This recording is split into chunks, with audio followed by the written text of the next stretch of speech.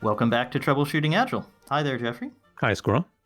So, Jeffrey, what do we have to say about accountability? Well, in the book, we do talk about, what we mean by accountability and important principles. We're not going to recap everything we talk about in the book. Instead, we'll talk about kind of what was the story behind it, kind of going alongside. For me, this was a really interesting chapter. Uh, I got started in the world of Agile a very long time ago, late 90s. I've told this before, I ended up on the Ward's Wiki. The first Agile book that I got was probably maybe the first Agile book that a lot of people would still recognize, which was Kent Beck's Extreme Programming Explained, also called the White Book. Yep. And back in the early days of Agile, XP, Extreme Programming, was really the dominant methodology. I'm talking about like 2000 to 2003, 2004, something like that. When Yep. people talked about Agile, that's probably what they meant. And if you listeners want to travel back in time and read a copy, we'll have a link in the show notes to both editions. I prefer the first one. I think others prefer the second. The first book, it was really a manifesto, and it really had a huge impact. And it's funny because we talk about there's the Agile Manifesto, of course, but the idea of the values and principles that were in XP Explained really resonated with me and with a lot of other practitioners at the time, a lot of developers. And in particular, a lot of the cultural elements, which were different from a lot of other books I'd read. I'd read other books about how to be better at programming and how to do better project management, many of which I still think are fabulous books. Rapid Development by Steve McConnell's one. Um, Don't Flip the Bows a Bit, the book by Jim McCarthy, is another one. That's not actually its title; that's the subtitle. I always remember the subtitle. But this idea then of particularly the cultural value that I remember the most from the XP book was courage. And so I was thrilled when in this sort of age of my career, kind of the early 2000s, I was working at a company called Agitar Software, where we made testing tools. And Kent Beck ended up working with us. And in about 2006, he did a talk that was sponsored by Agitar titled Ease at Work. And this was a very influential talk for me. And the whole idea of what it means to be accountable for me changed when I watched that talk. And the framing of our chapter here on accountability was really, in a sense, shaped in 2006 when I heard Kent Beck give this talk. And we'll link to the talk in the show notes because it's up on YouTube. It's broke up into several pieces, but you can hear it. And what really struck me was Kent Beck talking about being accountable and the idea of making yourself accountable, choosing to be accountable, and how different this was from the way most people talk about accountability. Most people, I mean, I'm sure you hear this all the time when you're consulting. When people use the word accountability, what do you usually hear people say? Well, they say, who can I hold accountable? This was terrible. We had an outage. We didn't make money. This project didn't work. Who's accountable? That's right, and it goes along with things like whose feet can we hold to the fire Mm. to make sure it gets done, and whose neck can we wring if it goes wrong. Like it's not like a punitive aspect for accountability traditionally, historically. And there's two things that I never hear. And there's one I often say, but as we were preparing for this podcast, it occurred to me there's two. One is, who can I hold accountable for this success? This was wonderful. Who's accountable? Who's the person who's accountable for this great thing that made us lots of money, that made our customers happy? That's the one I don't hear. And then the other I don't hear is, who's accountable at the top? Who's accountable for the project didn't go well, but who's accountable, or the project did go well, either way, and who's accountable in the leadership? Where's the leadership's accountability? It's often the accountability of the outsourced vendor, the accountability of the Agile team, which is a valid point of view. We're interested in accountability of all parties, but not necessarily the accountability of, say, the board or the accountability of the CEO. That's something you don't hear as much about. Yeah, that's right. That's a good point. There's kind of an assumption that accountability is something that's from the top aiming down. Mm-hmm. And And that's what really was for me revolutionary about this approach with Kent talking. And he talked about that accountable really was a kind of straightforward word. If you were accountable, what did that mean? Is you were obligated to render an account. That's very different. In a sense, no one can make you accountable. Just by your situation, you can say, I'm obligated to render an account. I'm part of this project. I should be telling people what I'm doing and why I'm doing it. And this sounds so simple, it sounds so obvious, but it really struck me, and it had this similar kind of force when I look back, to myself as a child. I remember, trying to avoid getting into trouble for things, and, in child development, young children don't really have a sense of of ethics and morals, and we teach children to lie when we imply that there's going to be punishment for what went wrong. When we look to hold them accountable, okay, well, who was it who made the mess here? It was And nobody. There was nobody. There was that nobody person who came in here and exactly. nobody made the mess. Yep. Well, maybe a bird came in and did it, right? Mm. We there's a great book called Nurture Shock that talks about how we train children to lie from this, and it reminds me a lot of accountability, which is this idea of um, punishment. And as children, we don't have the ethics and morals, so we'll make up a story because we think that'll make things better. We will make we'll make people happy. And then at some point, I remember I had a momentary revelation as I was getting older, which was, you know what? I don't need to lie. Like if something goes wrong at home, if I'm cooking and I break a dish, I should just clean it up.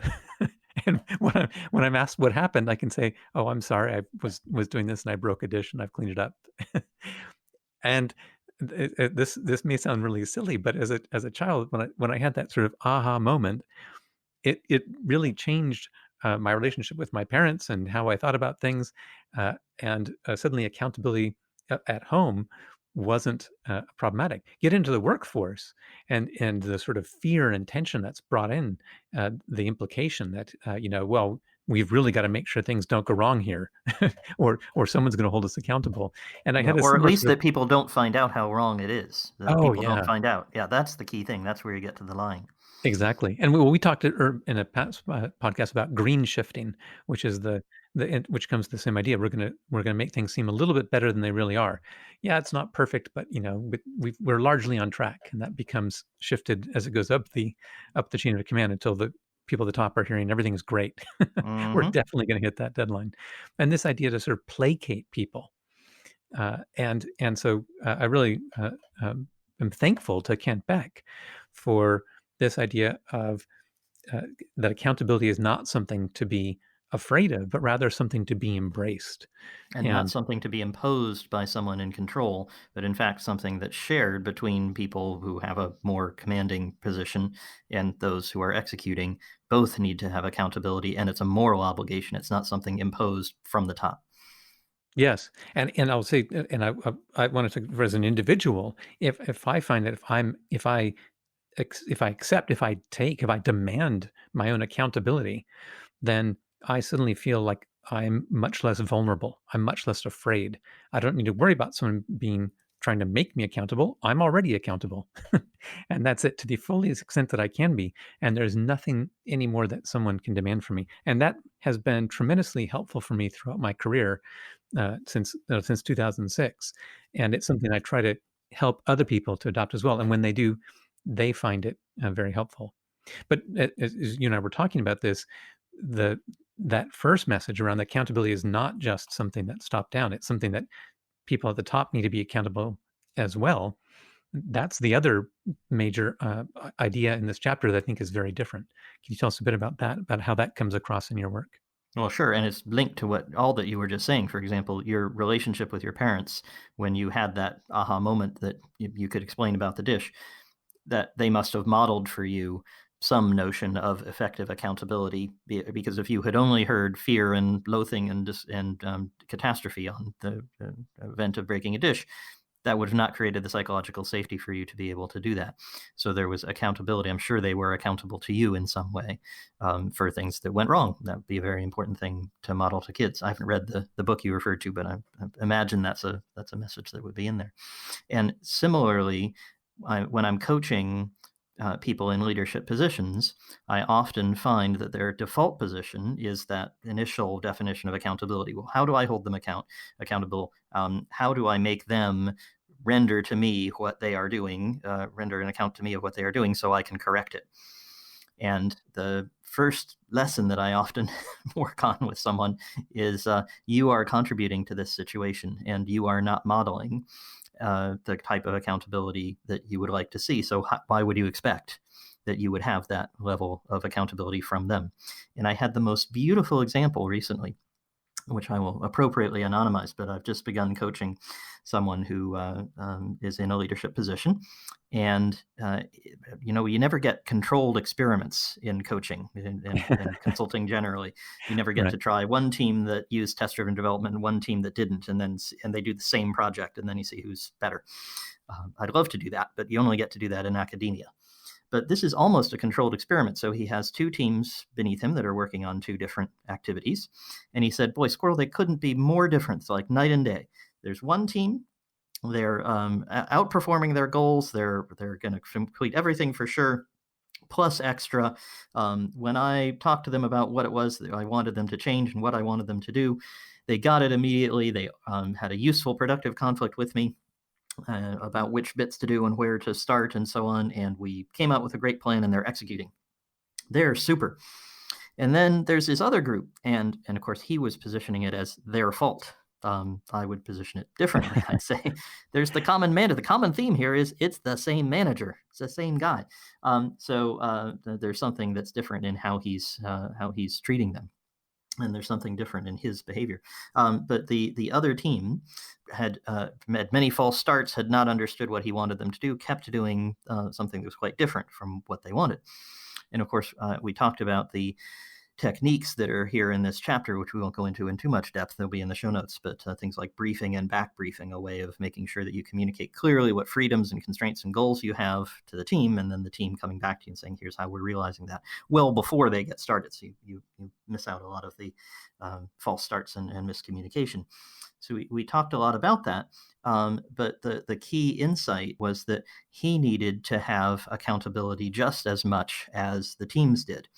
And the thing that he hadn't done well with either team, and as we delved into it, it became quite clear, he had not given them a clear direction about what their constraints were and what things they were not to do. Now, the first team happened to figure it out because they kind of got lucky, and they also had an approach that allowed them to push back, discover the constraints, and find it out that way. The other team just worked in a perfectly reasonable way that just happened to be different and didn't work well with this manager because they just said, oh, well, he told us to do this. Well, he didn't tell us not to do it this way. So great, we'll do the thing he told us, but we'll do it in this way that makes sense to us. And it, of course, wasn't okay with him. And that was a failing of him. That wasn't a failing of the team. Now, there was a failing of the team. There were things the team could have done to back brief better and to be more effective. But I'm coaching him. I'm not coaching them. And Right. what I wanted to help him to do, he said, and he had this great insight partway through the conversations, one of those great aha moments. It's fun to watch when they happen. He said, yeah, when I've worked with teams before, I've always hired all the people. This is a team. This is one of the first times I've inherited a team.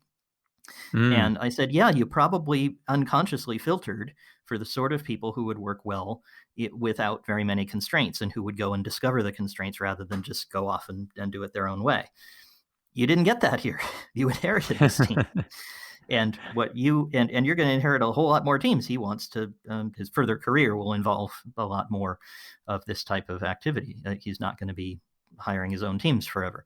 And therefore, he would benefit and he would be a better manager if he were able to take any team and help them to be effective, not relying on certain characteristics like the ability to discover constraints. So I think that was a great moment where he realized and helped me to see the details of his responsibility in this situation to be more accountable. In this case, he can go back to the team and say, you know what? I haven't been very good at telling you what the constraints are. And I kind of assumed you'd figure them out, and that probably wasn't so good. Just like you going to your parents and like, hey, I was cooking dinner and I'm not great at handling plates and it was too hot and I dropped it. He can do the same thing, and I think that will really build trust with his team. So I'm looking forward to the results there, and if he's able to explain constraints more clearly as a result of doing that, and perhaps build a better relationship with them. I think that's a really a great story, and it really illustrates the situation well. Now, this point we're talking about here, you're describing constraints, and we have talked about constraints in accountability before. We talked about briefing and back briefing, and we'll link to some of those past podcasts in the show notes. And we'll also link to some related discussions around things like theory X and theory Y. And I think what to me the way these things tie together, it goes back to the default view of management, which is that, well, if things are going wrong in this team's project, well, it must be a problem with the team. And there must be something wrong with those people, and I need to go and manage them. I need to go hold them accountable, and make them sure that understand there's consequences for doing things wrong. And that totally misses people's motivation, which is that people want the projects to succeed. They care about them being successful. And if there's problems, then that the team aren't delivering, well, then there's probably something you can do, but it's not necessarily trying to make them want the project to succeed. It's probably figuring out more about what could you have done differently. And I will say that idea, and that's for me, this is an idea that I'm happy to be closing on this at the end of our series about the book. This idea of what could I be doing differently is, in a sense, the overall message of the book. If I want the culture to be different, then I should look at my conversations and see how they can be different. If I want accountability, then I should be looking at to say, what could I be doing? And that's true no matter what role you're in. If you're the manager, then you should be saying, am I doing a good briefing? If I'm the person who's implementing, who's doing the work, then I should just say, am I being accountable? Am I doing a good back briefing? Am I radiating intent? Am I making it clear what I'm intending to do? And so that's, to me, it's in a sense no surprise that our overall idea that we can each take action to improve the situation is true for the whole book, and it's true when it comes to accountability. Fantastic. All right. Well, we've been saying the book. I realized we didn't actually say what it is for anybody who's a new listener. That's Agile Conversations. So if you'd like to get in touch with us, the best way to do that is to head on over to agileconversations.com. And there you will find free material from us on conversational dojos. You'll find our book. You'll find lots of articles we've written, every episode of the podcast. I think we're over 400 now. And as well as our email and Twitter and Instagram and who knows what else. So lots and lots of different ways to get in touch with us. And we check all of them as often as we can, and we respond to them whenever possible. So we'd really love to hear from you there. And then, of course, the other way to keep in touch with us is to come back again next week when we'll have another edition of Troubleshooting Agile. Thanks, Jeffrey. Thanks, Squirrel.